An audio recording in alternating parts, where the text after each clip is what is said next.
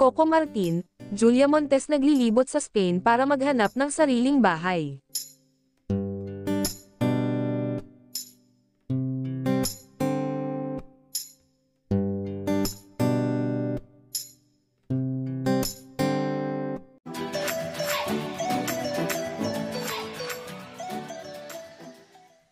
May kumalat na picture ni Coco Martin, Julia habang nasa loob ng Hamad International Airport sa Doha, Qatar.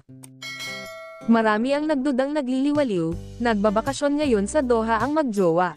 Pero, stopover lang daw sa Doha sina Coco, Julia dahil sa Barcelona, Spain sila nagpunta. Yes, bumalik sa Barcelona sina Coco at Julia.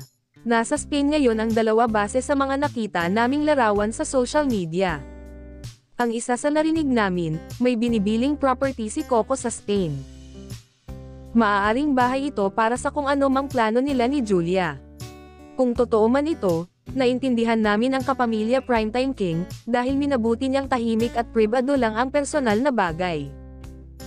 Kung ano man ang matagal ng kwento noon kina Coco at Julia, maaring mas gusto nilang tahimik na lang at ihiwalay ito sa kanilang showbiz life.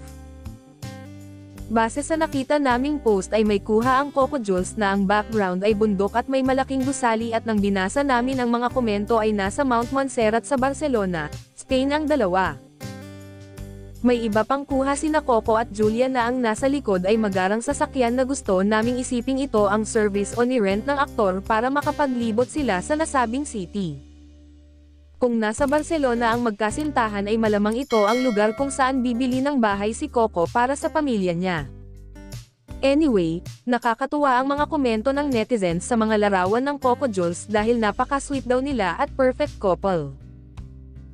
Ang Saving Grace, serye naman na pagbibidahan ni Julia under Dreamscape Entertainment ay hindi pa magsisimula agad-agad kaya okay lang na nasa Barcelona ngayon ang aktres.